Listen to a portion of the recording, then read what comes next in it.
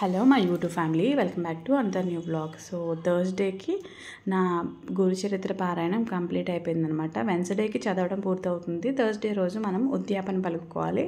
అంటే మనం ఏదైనా ప్రసాదాలు వండుకొని గురువు గుళ్ళో మనము ప్రసాదంగా పెట్టాలన్నమాట. సో నైవేద్యం పెట్టేసి స్వామివారికి, నేనైతే ఉదయం ఇంట్లో పూజ చేసుకొని స్వామివారికి నైవేద్యం పెట్టుకొని ఈవినింగ్ మా వారు రాగానే ఇద్దరం కలిసి వెళ్ళి ప్రసాదాలు అందరికీ పంచామన్నమాట. పులిహోర, రవ్వ కేసరి, దద్దోజనము, శనగలు తీసుకెళ్ళాను.